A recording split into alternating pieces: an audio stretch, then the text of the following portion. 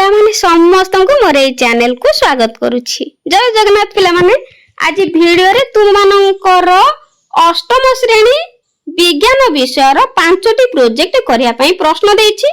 तो तुम माननकु ए 5टी प्रश्न रु जे 2टी प्रश्न भलो लागिबो तो सेही 2टी रो तुम माने प्रोजेक्ट प्रस्तुत करिवो। आज वीडियो रे 5टी जांको प्रश्न रो प्रोजेक्ट प्रस्तुत करिछि। तो से गुडी को आलोचना करिबा। सेठी मध्यरु तुम मानकु जे 2टी प्रोजेक्ट बेसी भलो लागिबो तो तुम माने खाता रे करिवो। तबे आसंतु 5टी जांको प्रोजेक्ट गुडी को आलोचना करिबा। 1 नंबर तुम घरे तथा तुम 3 जण सांगंको घरे व्यवहार हेउथिबा खाद्य सामग्री रो परिरक्षण पाई निया जाउथिबा पदक्षेप गुडीकर तालिका प्रस्तुत कर। तुम घरे आ तुम 3 जणको सांगको घरे व्यवहार हेउथिबा खाद्य सामग्री रो परिरक्षण पाई आमे पदक्षेप गुडीकर तालिका प्रस्तुत करिबा। तो देखो एथिरे शिक्षण फलाफल 803 पचरा जाइथिबा प्रश्न रो उत्तर खोजी बाहर करिबा पई सरल गोटे अन्वेषण रो आयोजन करिवो। तो एहार उत्तर करिबा आमे प्रोजेक्ट प्रस्तुत करिबा। उत्तर लिखिबो करे मो घरे खाद्य सामग्री परीक्षण पाई निया जाउथिबा पदक्षेप गुडीको हेला। एक रे डाली चाउल अटा आदि को एठी देबार अछि। तो लिखिबा डब्बा रे संचय करी रखा जाए। 2 रे लूण और चीनी को सुखिला स्थान रे रखा जाए। 3 रे सबुज साग सब्जी को फ्रिज रे रखा जाए। तापरे 4 नंबर पॉइंट लिखिबो दुग्ध और दुग्धजात द्रव्य को फुटाई परे व्यवहार करा जाए। 5 रे खाद्य रंधा पूर्वरु हाथ सफा करा जाए। एगुडी को सब निज घर रे लिखिले। तापरे 3 जण सांग जेहेतु पचारछि खरे लिखिबा सांग नंबर 1 अंक घरे निया जाउथिबा पदक्षेप। 1 रे खाद्य सामग्री गुडी को प्लास्टिक और इस्पात डब्बा रे रखा जाए। 2 रे फलमूल को भलो भाबरे धोई परे खाई थांती। 3 रे पचा खाद्य को तुरंत फिंगी दिया जाए। 4 रे पोक दाउरु रक्षा पाइबा पई डब्बा रे नींबू पत्र रखा जाए। तापर देखो पिला माने गरे सांग नंबर 2 को घरे निया जाउथिबा पदक्षेप। 1 रे खाद्य को सूर्या लोक रे सुखाई संचय करा जाए। 2 रे तेल और मसला को ठंडा स्थान रे रखा जाए। 3 रे फ्रिज रे माछ और मांस संचय करा जाए। 4 रे खाद्य ढाकी बा घोड़ाई रखा जाए। तापरे घ सांग नंबर 3 को घरे निया जाउथिबा पदक्षेप। 1 रे खाद्य तयारी समय रे सफा पात्र व्यवहार करा जाए। 2 रे खाद्य रे मसला समाप्ति तारीख जांच करा जाए। 3 नंबर पॉइंट रे खाद्य को पोक धूली झाड़ू रक्षा करा जाए। 4 रे अवशिष्ट खाद्य को ढाकी बा घोड़ाई रखा जाए। तापरे एहार निष्कर्ष रे लिखिबा एही सरल अन्वेषण माध्यम रे आमे जानिलु जे खाद्य सामग्री रो सठिक परिरक्षण करले खाद्य नष्ट हुए नाही एवं स्वास्थ्य सुरक्षित बा भलो रहे। पर पिला माने देखो द्वितीय नंबर पॉइंट रे विभिन्न किस्मर मंजी संग्रह कर और ताहा को छोट छोट मुणा रे रख। ताहार नाम लेखि श्रेणी विभाग कर। सेही मंजी रु नूतन चारा प्रस्तुत कर एवं ताहा किपरि कल लेख। शिक्षण फलाफल 802 सामग्री और जिनिसर गुणावली आधार रे वर्गीकरण करिवो। तो विभिन्न प्रकार मंजी प्रस्तुत करिया पई कहिछि। एहार प्रोजेक्ट माध्यम करिबा। उत्तर प्रथमे आमे मंजी संग्रह करिबा। तो मो घर एवं पड़ोसी घर रु विभिन्न प्रकार रो मंजी संग्रह कली। सेगुडी को छोट छोट मुणा बा डिबा मध्य रे बा डब्बा मध्य रे रखिली। तापरे मंजी रो श्रेणी विभाग बा वर्गीकरण करिबा। देखो क्रमिक संख्या मंजीर नाम आ मंजीर प्रकार। 1 रे धान या होची मंजीर नाम मध्य धान। तापरे खाद्य होची एठी खाद्य होची धान्य मंजीर प्रकार। 2 रे गहम खाद्य धान्य। 3 रे मुग या होची डाली जातीय मंजीर प्रकार। 4 रे चना मध्य डाली जातीय। तापरे 5 रे सोरिष होची तेल बीज। तापरे 6 रे सूर्यमुखी होची तेल बीज। हेतु 8टी देछि तेनु आमे 7 8 पर्यंत लिखिबा। 7 रे रहिला मंजीर नाम टमाटो मंजीर प्रकार होची परिबा जातीय। 8 रे बाइगण होची परिबा जातीय। तो एही परि भाबरे आमे मंजी गुडीकर वर्गीकरण करिले।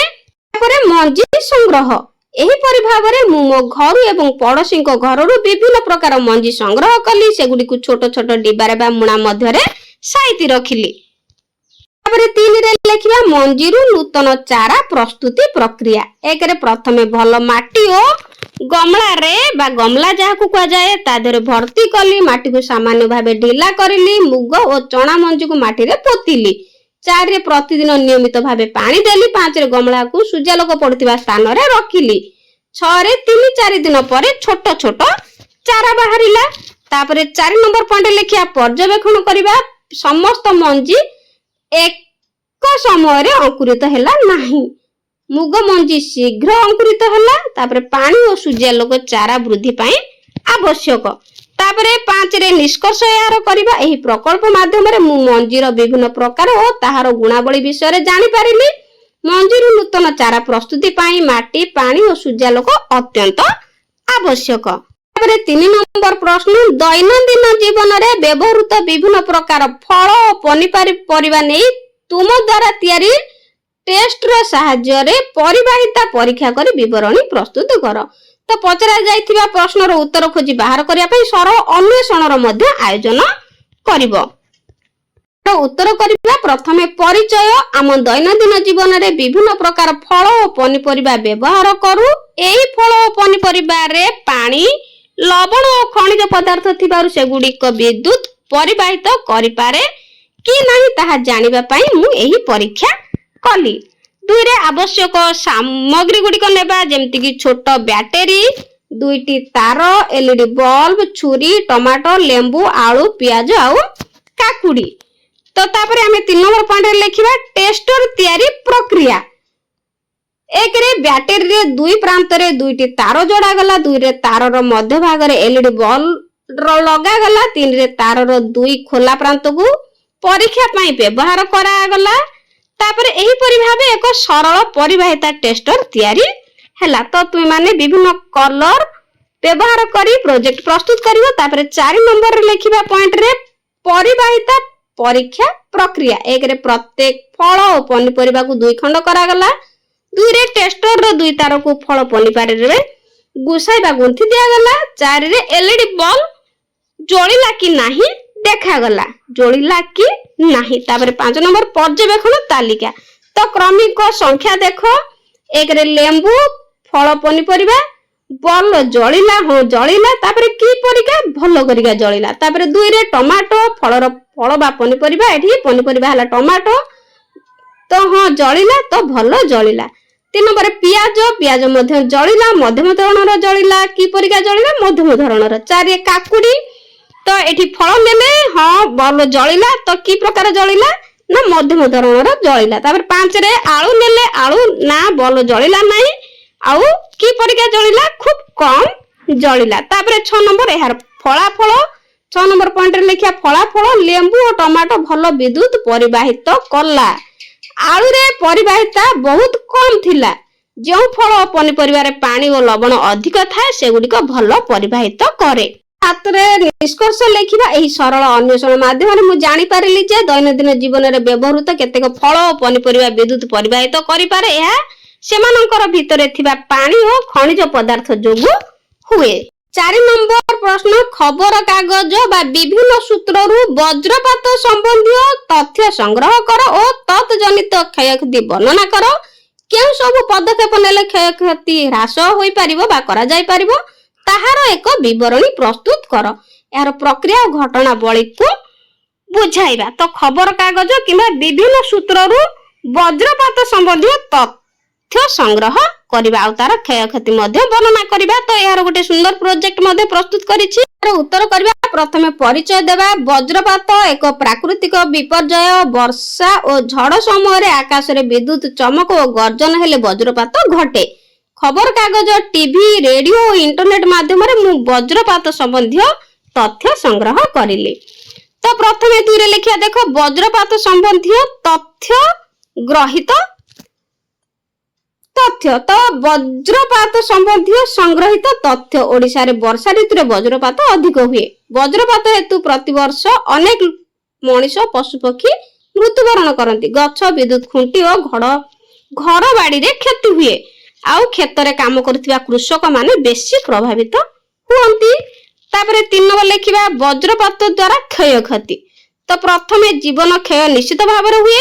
तो देखो पिला माने एक रे जीवन क्षय मनीष और पशु पक्षी मृत्यु घटे, 2 रे संपत्ति क्षति घर भांगी जाए, छात जली जाए, 3 रे कृषि क्षति फसल नष्ट हुए, 4 रे विद्युत व्यवस्थार क्षति तार और ट्रांसफॉर्मर नष्ट हुए, 5 रे वन और गछपालार क्षति बड़ बड़ गछ मध्य भांगी जाए। ता सहित तुम माने आउ कोन मध्य जानिछो से गुडी को मध्य ऐड करि परिबो। तापरे 4 रे देखो वज्रपात समय रे क्षयक्षति कमाइबा पई आवश्यक पदक्षेप। तो प्रथमे करे व्यक्तिगत सुरक्षा पदक्षेप। 1 रे वज्रपात समय रे खोला माठ रे न रहिबा बा खोला स्थान रे न रहिबा लेखि परिबो। तापरे गछ तळे दाडी न हेबा। 5 तापरे 3 रे मोबाइल और विद्युत उपकरण व्यवहार न करिबा। 4 रे घर भितर सुरक्षित स्थान रे रहिबा। तापरे पिला माने खरे सामूहिक और सरकारी पदक्षेप। सामूहिक और सरकारी पदक्षेप कौन हेबो? 1 रे वज्रपात सतर्क सूचना देवा व्यवस्था। 2 रे घर अट्टालिका रे लाइटनिंग अरेस्टर लगाइबा। 3 रे ग्रामांचल रे सचेतनता कार्यक्रम करिबा। 4 रे आपदकालीन सहायता व्यवस्था। तापर एहार निष्कर्ष लेखिबा वज्रपात एक भयंकर प्राकृतिक घटना हेले मध्य सठिक सचेतनता और सुरक्षा पदक्षेप नेले तार क्षयक्षति को बहु परिमाण रे कमाई हेबो। तेणु समस्त वज्रपात संबंधी सतर्कता मानिबा आवश्यक। तापर शेष प्रोजेक्ट 5 नंबर तुम अंचल रे थिबा विभिन्न जल उत्सरु जलर नमूना संग्रह कर, सेमानकर रंग गंध अम्लत्व को तुलना करी सारणी प्रस्तुत कर। जलर अम्लत्व वृद्धिर क्षतिकारक प्रभाव गुड़िक लेख, निजे तैयारी करी थिबा लिटमस रो व्यवहार कर। तो शिक्षण फलाफल प्रक्रिया घटनावली को कारण सहित संपर्कित करिवो। तो एटा शेष प्रोजेक्ट। एहा परे तुम मानकु को विषय प्रोजेक्ट दरकार तुम मने मते कमेंट रे निश्चित भाव रे कमेंट कले मु एहा परे तुम मानकु बाकी विषय प्रोजेक्ट मध्ये नै आसीबी। तो एबे शेष प्रोजेक्ट टी आलोचना करिबा। उत्तर प्रथमे परिचय लेखिबा। जल हमर जीवनर अत्यंत आवश्यक उपादान। आम अंचल रे कूओ नलकूओ बा नलकूप पोखरी नदी और पानीय जल भली विभिन्न जल उत्स रही। एही प्रकल्प रे मु विभिन्न जल उत्सरु जल नमूना संग्रह करी सेमानकर रंग गंध और अम्लत्व को तुलना कली। तो प्रथमे देखो द्वितीय नंबर पॉइंट लिखिबा आवश्यक सामग्री। भिन्न जल उत्सरु जल नमूना, काच ग्लास बा बोतल, निजे तैयारी करा जाउथिबा लिटमस कागज, तापरे चिन्ह लिखिबा पई कलम। तो एई गुडी को सब आवश्यक सामग्री दरकार। 3 नंबर पॉइंट रे जलर नमूना संग्रह। तो केउठी सब जलर नमूना संग्रह करले ना मु निम्नलिखित जल उत्सरु जल संग्रह कली। 1 रे कूओ जल, नदी जल, पोखरी जल आउ घरर पानीय जल। तापरे 4 लिटमस व्यवहार करी अम्लत्व परीक्षा। पिला माने प्रत्येक जल नमूना रे नील और लाल लिटमस कागज डुबार ताहार रंग परिवर्तन लिखियो। देखो पिला माने अम्ल तो लिखाई छै, एठी लिखिबो अम्लत्व परीक्षा। 5 रे पर्यवेक्षण सारणी क्रमिक जल उत्स रंग गंध लिटमस। 1 रे नलकूप स्पष्ट नाही परिवर्तन। तापरे 2 रे कूअर स्पष्ट नाही सामान्य गंध नाही। तापरे 3 रे जल उत्स होची पोखरी, रंग होची हळदिया, गंध होची दुर्गंध, तार लिटमस होची नील। 4 रे नदी हालुका मेला हालुका बा सामान्य। 6 रे जलर अम्लत्व वृद्धिर क्षतिकारक प्रभाव। 1 रे मनीष स्वास्थ्य रे कुप्रभाव पड़े। 2 रे जलज प्राणी मृत्युवरण करे। 3 रे पानीय जल अपयोग्य हुए। 4 रे माटीर उर्वरता कमी जाए। तापर 7 रे दैनंदिन जीवन सहित संपर्क। आमे दैनंदिन जीवन रे पीबा, रांधिबा और स्नान पाई जल व्यवहार करू। जदि जल अम्लीय हुए तेबे स्वास्थ्य समस्या सृष्टि हुए। तेणु शुद्ध और निरपेक्ष जल व्यवहार आवश्यक। पिला माने एहा पर इंग्लिश, ओडिया, हिस्ट्री, ज्योग्राफी इत्यादि प्रत्येक विषय तुम मानक पाई की नै आसीबी प्रोजेक्ट तैयारी करी। वीडियोटी केमति लागिला कमेंट रे निश्चित जणाइबो। आ एहा पर केउ विषय प्रथमे करी के आनिबी प्रोजेक्ट मते निश्चय कमेंट रे कहिबो। Thank you.